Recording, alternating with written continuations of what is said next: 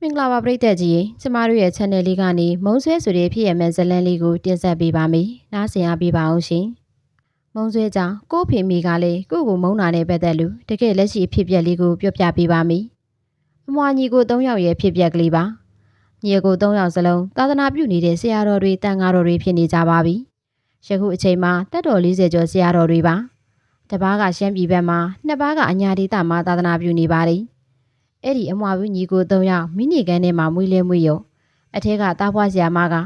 ယောက်ျားလေးတော့ယောက်ျားလေးတစ်ယောက်တောင်မကဘူး၃ယောက်တောင်သုံးမွာဘူးလေးလိုလဲអော်လိုက်ရောမိနေကန်းအပြင်ဘက်ကနေตาလေးမွေးမလားသမီးလေးမွေးမလားစောင့်နေတဲ့အဖေကငှက်ကြီးတောင်ဓာတ်ကိုထဆွဲပါတယ်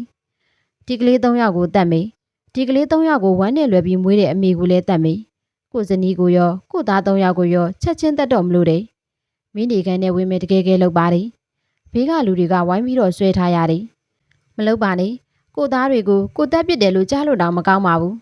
ဘလို့မှတားလို့မရပါဘူးအဲ့ဒါနဲ့ရွာဦးเจ้าကဆရာတော်ကိုပြေးလျှောက်တော့ရွာဦးเจ้าဆရာတော်ကလည်းတင်ကန်းကြီးဘိုးဒီဘက်တီဖိုးရုပ်ဖားရနဲ့တခါတည်းမိနေကန်းရှိကိုပြေးပြီးရောက်လာတယ်ဖြောင်းပြရတာပေါ့မောင်မသူရေသူတို့တွေအရင်ဘဝတုန်းကမင်းအပေါ်မှာအကျွေးရှိခဲ့လို့ဒီဘဝဝေကြီးဆက်ဖို့လာတာဖြစ်မှာပါမင်းကိုတက်လက်အကျွေးပြန်ဆက်ဖို့လာတာဖြစ်မှာပေါ့သူတို့ရဲ့အပြစ်တွေအတွက်အပြစ်ချေဖို့လာတာဖြစ်မှာပါဘာဖြစ်လို့စိတ်ဆိုးနေရတာလ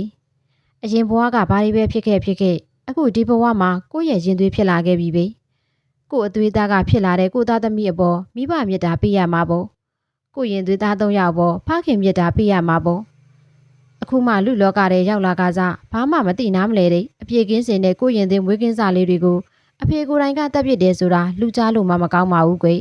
်မလုံးသင့်ပါဘူးမလုံးလိုက်ပါနဲ့နော်စသဖြင့်ပြောပါတယ်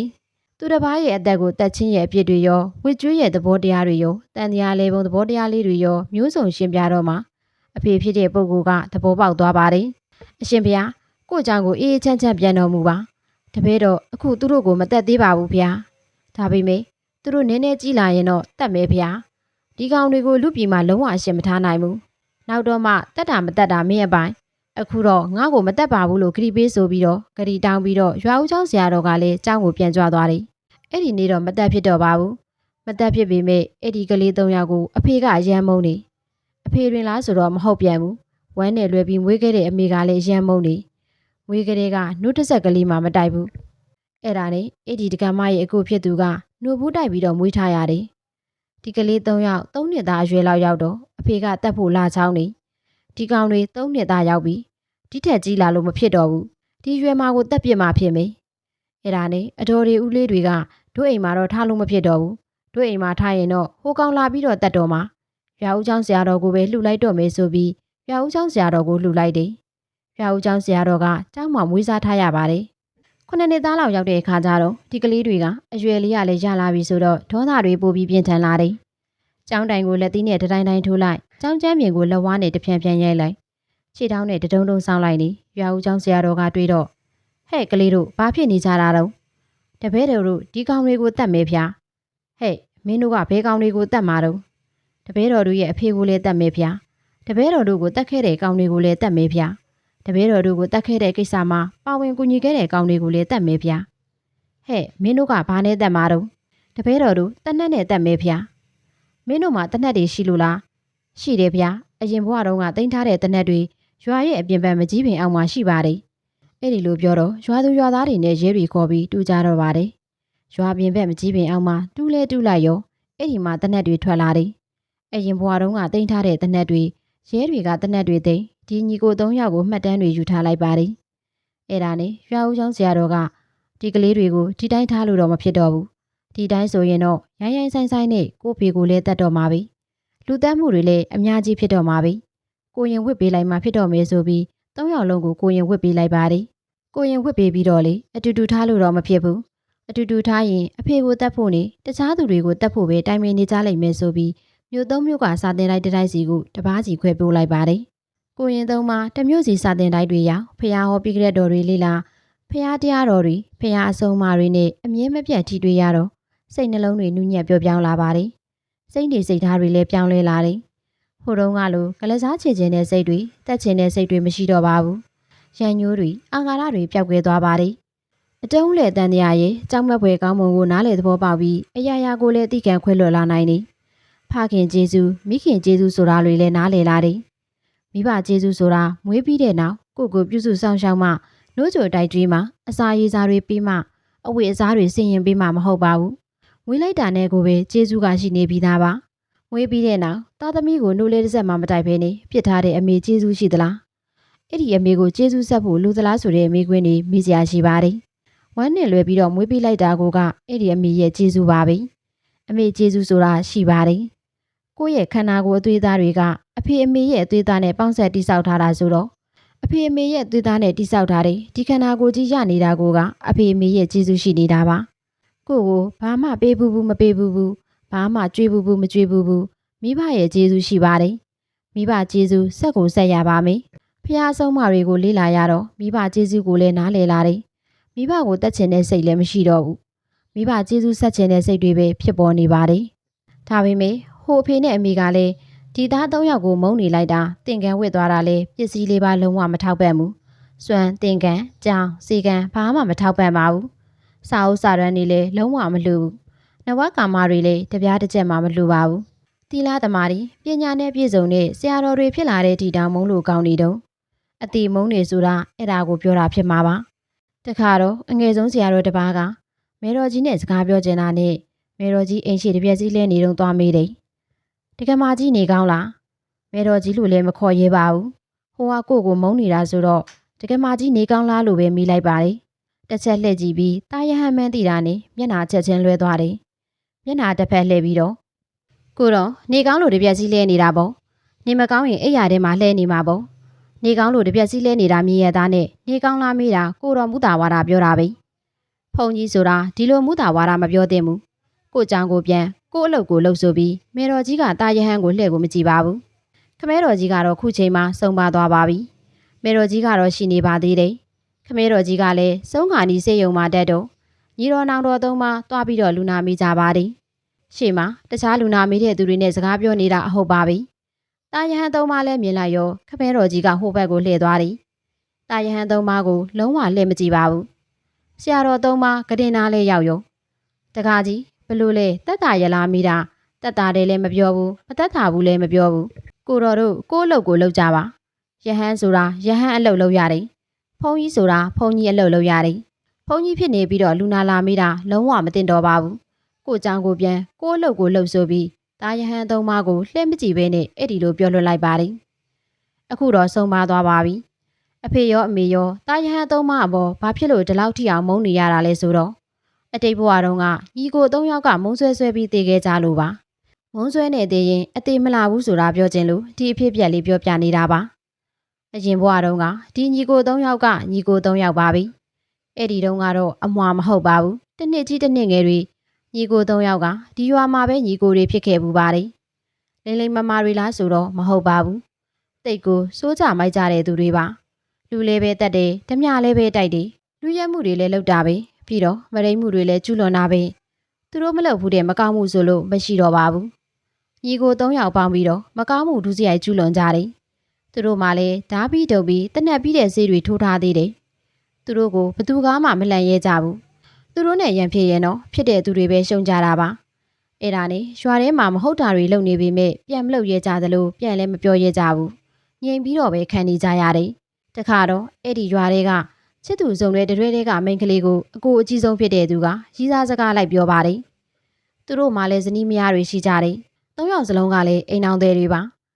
သူတို့ကလည်းယူထားလိုက်တာဘလောက်မိုက်လဲဆိုတော့သူတို့ယူထားတဲ့မိန်းမ၃ယောက်ကလည်းညီမအရင်၃ယောက်ကိုယူထားကြတာပါအိမ်အောင်ရှိလျက်သားနဲ့သားသမီးတွေရှိလျက်သားနဲ့မိန်းမပြိုလေးတယောက်ကိုစိတ်အနှောက်ယှက်ဖြစ်အောင်ရီးစားစကားသွားပြောပါတယ်အဲ့ဒီလိုပြောတော့ချစ်သူယောက်ျားလေးကစိတ်တူပါတယ်စိတ်တူပေမဲ့လည်းပြန်လည်းမပြောရဲဘူးပြန်လည်းမလုပ်ရဲဘူးပြန်ပြောပြန်လုပ်ရင်လေကိုပဲခံရမှာပါသူတို့တွေကညင်ညင်ညွတ်ညွတ်လည်းရှိကြတယ်လက်နက်ကလည်းပြီးနေသေးတယ်အထူးအခုအသက်အပုတ်တွေကလည်းကျွမ်းကျင်ကြတယ်ဆိုတော့ပြန်မပြောရဲဘူးပြန်လည်းမလုပ်ရဲဘူးအဲ့ဒီခေတ်တုန်းကအဲ့ဒီကြီးရွာမှာရှိတဲ့မြို့နယ်ဒေသတွေမှာကွန်မြူနစ်တွေကြီးစိုးနေတဲ့အချိန်ကွန်မြူနစ်တွေကစက်ကြီးတွေဘာတွေလဲတောင်းသူ့သက်ဆိုင်ရာနေမြေတွေကိုလည်းအေးချမ်းအောင်လုပ်ပေးကြတယ်သူတို့ကြီးစိုးတဲ့နေပင်မှာဓမြမှုတို့လူရက်မှုတို့နွားခိုးမှုတို့ဖြစ်ရင်လေဖန်ပြီးရွာလူထုရှေမှာအရှင်လက်လက်တက်ပြတယ်အဲ့ဒီလိုတက်ပြတော့ခုနကချစ်သူကောင်လေးကဒီညီကိုတွေကျူးလွန်ခဲ့တဲ့အမှုတွေအားလုံးကို တက်တီအထောက်ထားတွေနဲ့တကွာနေဆွဲတွေနဲ့တကွာမှတ်တမ်းတင်ပြီးတော့ကွန်မြူနတီစီသွားပြီးတော့သတင်းပို့လိုက်ပါတယ်ကွန်မြူနတီတွေလည်းသူတို့ကိုဖမ်းမိမယ်သူတို့ရဲ့စီစံကြောင့်တော်တော်နဲ့မဖမ်းမိပါဘူးနောက်ဆုံးတော်တော်ကြာမှညီငယ်ဆုံးကိုဖမ်းမိတယ်ဘလောက်ပဲစီစံနေပြောနောက်ဆုံးတော့မိသွားတာပါပဲအဲ့ဒါနဲ့မိလဲမိရောအကိုနှစ်ယောက်ကညီလေးကိုတော့သူတို့နှိပ်စက်ကြတော့မှာပဲညီလေးတယောက်တည်းတော့သူတို့နှိပ်စက်တာမခံနိုင်ဘူးဆိုပြီးသူတို့ကလည်းအလွယ်တကူနဲ့အလိုလျောက်ဖမ်းခံလိုက်ကြတော့ညီကို3ယောက်စလုံးဖမ်းမိသွားပါတယ်သူတို့ကလည်းအချိန်မဆိုင်တော့ပဲမိတဲ့ညနေခင်းမှာပဲတရွာလုံးကိုလှည့်ပြီးတော့မောက်ခတ်ကြီးညာတယ်မနေ့ဖြတ်မနေ့9နာရီမှာဒီညီကို3ယောက်ကိုရွာလူတို့ရဲ့ရှေ့မှာအရှင်လက်လက်တက်ပြပါမယ်အားလုံးလာပြီးတော့ကြည့်ရှုကြပါအဲ့ဒီတော့လူတွေကလည်းပျော်လွန်းလို့ညအိတ်လို့တောင်မပြောကြပါဘူးဒီညီကို3ယောက်ကိုရွာသားတွေကရွာချင်ဘက်အဖြစ်နဲ့မုန်းနေတာကြပြီဘလို့မှပြန်လို့မရလို့သာအသာလေးငြိမ်နေရတာနောက်တစ်နေ့လဲကြာရောရွာဦးဖုန်ကြီးเจ้าရှေကမကြီးပင်အောင်မှာသူတို့ကိုတတ်ဖို့တွင်တူးကြတယ်ရွာသူရွာသားတွေကလည်းဝမ်းသာအားရနဲ့တူပေးကြတယ်ညီကို3ယောက်လုံးကိုတယောက်နဲ့တယောက်လက်မောင်းချင်းချိတ်ပြီးတော့လက်ပြန်ကျိုးတုပ်ထားကြတယ်9နာရီလောက်တော့တတ်တော်မှာပဲသူတို့ရဲ့အမှုတွေကိုစစ်တော့လေသူတို့ကဝိမခံမေတေကာမတေရော့ဆိုပြီးတင်းပြီးတော့နေကြတယ်ရွာဦးเจ้าဆရာတော်ကဖျားသားတော်ဆိုတော့မနေသားတော့ပါဘူးလူချင်းသာစိုးတဲ့သူမိုက်တဲ့သူဆိုရင်မခေါ်မပြောချင်ကြတာဖျားသားတော်ကြတော့ဟိုလိုကြီးမခေါ်တောင်မှမေတ္တာကရုဏာနဲ့စောင့်ရှောက်ခြင်းနေကွန်မြူနတီရဲ့လက်ကလွတ်မြောက်အောင်ကဲလို့မရတော့ညီကို3ယောက်လက်ပြန်ကျိုးတုပ်ထားတဲ့တွင်တကားနာလေးသွားပြီးကဲတကားလေးတို့3ယောက်တရဏဂုံစောက်တီးကြဗုဒ္ဓံတရဏံကိစ္ဆာမိတမန်တရဏံကိစ္ဆာမိတန်ကန်တရဏံကိစ္ဆာမိဆိုပြီးတော့3ချိန်တိုင်ပေးလိုက်ပါတယ်တရဏဂုံတင်ပေးလိုက်တာပေါ့တရဏဂုံတင်နေဆိုတာတည်တဲ့သူကိုတင်ရတာလားရှင်တဲ့သူကိုတင်ရတာလားဆိုရှင်တဲ့သူကိုတင်ရတာပါဒါဖြင့်အာတုဘအခမ်းအနားတွေမှာတရဏဂုံတင်ကြတယ်ဆိုတာကတည်သွားတဲ့သူကိုတင်တာလားကြံရစ်တဲ့သူတွေကိုတင်တာလားဆိုတော့ကြံရစ်တဲ့သူတွေအာတုဘလာပို့ကြတဲ့သူတွေကိုတင်တာပါဒါဖြင့်အာတုဘတွေသွားပြီးတော့တရဏဂုံတင်ခံနေရတာကိုလူတွေထင်တာကြတော့တည်တဲ့သူကိုတရဏဂုံတင်နေထင်နေကြတာပါအလောင်းကိုတရဏဂုံတင်လို့မရပါဘူးတည်သွားပြီးပြီပဲဘယ်လိုလုပ်တင်မလဲတည်သွားတဲ့ပုဂ္ဂိုလ်ကအနီးနားပတ်ဝန်းကျင်မှာပိတ်တာဖြစ်နေတဲ့ဆိုရင်တော့တရဏဂုံယူနိုင်အောင်ခေါ်လိုက်တာပါခေါ်ပြီးတော့လူပရိသတ်နဲ့အတူရောပြီးတရဏဂုံတိဆောက်တယ်ဆိုတဲ့သဘောမျိုးဆိုရင်တော့တည်သွားတဲ့ပုဂ္ဂိုလ်တရဏဂုံတင်နေဆိုရင်မှန်ပါတယ်အလောင်းကိုတော့တင်တာမဟုတ်ပါဘူးတည်ပြီးတဲ့နောက်မကြွမလွတ်ဖြစ်နေတဲ့ပိတ်တာကိုတင်တာပါကျန်ရည်သူမိသားစုနဲ့အပရိသတ်တွေကလည်းအကူအညီအထောက်ပံ့အနေနဲ့တရဏဂုံယူလိုက်ကြတာပါတနည်းအားဖြင့်ပြောမယ်ဆိုရင်လေတရဏဂုံစောက်တည်ပြီးတော့မှပြုလုပ်တဲ့ကုသိုလ်ကောင်းမှုနဲ့တည်သွားတဲ့ပုဂ္ဂိုလ်ကိုအမြအတမ်းပေးဝေဖို့တရဏဂုံတင်ရတာပါအဲဒီတော့တွင်နှခမ်းဝမှာရွာဦးเจ้าဆရာတော်ကတရဏဂုံတင်ပေးလိုက်ပါတယ်ဒီဘဝမှာသူတို့ကိုမွေးစားတာလေရွာဦးเจ้าဆရာတော်ကြီးပါပဲဆရာတော်ကြီးကျေးဇူးကြောင့်ညီကို3ယောက်မှာတရဏဂုံစောက်တည်တဲ့ကုသိုလ်လေးရှိနေတာပါအဲ့ဒီချိန်မှာပဲဆရာတော်ကြီးကမင်းတို့လူရဆူတောင်းကြဆိုတော့အကိုအကြီးဆုံးကဒီကောင်တွေကိုလက်စားပြန်ကြည့်မယ်လို့អော်လိုက်တယ်အဲ့ဒီမှာကွန်မြူနီကောင်းဆောင်ကဒီကောင်ဆွာလာကြီးလားဆိုပြီးတော့ညာဘက်ကျောကနေတနက်နဲ့လှည့်ပြလိုက်တယ်ဒုတ်ချင်းပေါက်မှန်ပြီးတော့အကိုအကြီးဆုံးကတွင်းနေကြသွားတယ်လက်မောင်းချင်းချိတ်ထားတာဆိုတော့အကိုအကြီးဆုံးတွင်းနေကြသွားတယ်ဆိုရင်ပဲညီကို3ယောက်စလုံးတွင်းနေကြသွားပါတယ်အဲ့ဒီမှာတင်ရွာသူရွာသားတွေကတယောက်တက်လက်တွင်းကိုမြေဖို့ပြီးတော့ညီကို3ယောက်စလုံးကိုအရှင်လက်လက်မြေမြုပ်တက်လိုက်ကြပါတယ်ဘဝတစ်လျှောက်လုံးတော့ဘာကူတို့မှလှုပ်ထားတာမရှိပါဘူးတေဂာနီးလေးမှာရွာဦးเจ้าဆရာတော်တိုင်ပေးတဲ့တရဏဂုံဆိုပြီးတော့တရဏဂုံစောက်တီလိုက်တော့တေဂာနီးဆဲဆဲလေးမှာကုသိုလ်အာယုံလေးကရှိနေပါတယ်တရဏဂုံကုသိုလ်အာယုံကလည်းတစ်ဖက်ကရှိတယ်တစ်ဖက်ကလည်းကွန်မြူနစ်တွေကိုသတင်းပို့တဲ့အမျိုးသားသူတို့အတွက်တွင်တူပေးတဲ့သူတွေလက်ပြန်ကျိုးတုပ်တဲ့သူတွေကိုလှည့်ပတ်ပြီးတော့မကြင်မနှမ်းနဲ့မုံတီးနာကြီးတဲ့စိတ်တွေဖြစ်နေတယ်အဲ့ဒီလိုမုံဆွဲရင်ကုသိုလ်အာယုံလေးနဲ့တွဲပြီးတော့တည်သွားတဲ့အတွက်ကုသိုလ်ကြောင့်လူပြန်ဖြစ်ပေမဲ့မုံဆွဲကြောင့်သူတို့ကိုကွန်မြူနစ်တွေစီသတင်းပို့တဲ့အမျိုးသားလေးကိုဒီဘဝမှာဖေးလာတော်ရတယ်။အရင်ဘဝတုန်းကရည်စားစကားလိုက်ပြောတဲ့မိန်းကလေးကဒီဘဝမှာအမေလာဖြစ်တယ်။ဇနီးမယားသားသမီးတွေရှိလျက်နဲ့သူ့ကိုရည်စားစကားလာပြောကလေးကအဲ့ဒီမိန်းကလေးကသူတို့3ယောက်ကိုစိတ်နာနေတယ်။အဲ့ဒီနာတဲ့စိတ်အရှိန်လေးနဲ့ဆိုတော့ဒီဘဝသူတို့မှာဝင်လဲဝင်စားလာရောတာရင်ဖြစ်ပေမဲ့မေတ္တာမထားနိုင်ကြတော့ပါဘူး။မိဘတိုင်းကတော့သားသမီးပေါ်မှာမေတ္တာရှိကြတာကြီးပါပဲ။ဘယ်မိဘမဆိုသားသမီးပေါ်မှာမေတ္တာရှိကြပါတယ်။မပြောပါလောက်တဲ့အနေစုကတော့မေတ္တာတရားခေါင်းပါတာမျိုးရှိပါတယ်။မေတ္တာတရားကင့်မဲ့တာမျိုးတွေရှိတယ်။ဒါပေမဲ့လို့လုံးဝကြီးကင့်မဲ့နေတာတော့မဟုတ်ပါဘူး။အခုဒီမွာညီကို3ယောက်ဆိုရင်လေမမွေးခင်တုန်းကမိဘမေတ္တာတွေရှိတယ်။မွေးပြီးတော့မှအရင်ဘဝတုန်းကငါတို့ကိုဒုက္ခပေးခဲ့တဲ့အကောင်ဆိုပြီးတော့ဒေါသလေးကဖုံးလွှမ်းသွားလို့မေတ္တာငုတ်ကွယ်သွားရတာပါ။လုံးဝမရှိတော့တာတော့မဟုတ်ပါဘူး။ဒီအဖေနဲ့ဒီအမေအတွင်းမှာမေတ္တာဓာတ်လေးတော့ရှိနေပါတယ်။ ဒါပေမဲ့အဲ့ဒီမေတ္တာဓာတ်ကိုဒေါသကလွှမ်းမိုးနိုင်ယူသွားတော့မိဘမေတ္တာဖော်ထုတ်ပြသခွင့်မရှိတော့ပါဘူးမိဘမေတ္တာဆိုတဲ့နှလုံးသားအနှစ်သက်ကိုအမုန်းတရားကရစ်ပက်သွားခဲ့ပါတယ်အဲ့ဒီတော့ကိုမုန်းတဲ့သူတွေကိုအဖေမေတော်ရတယ်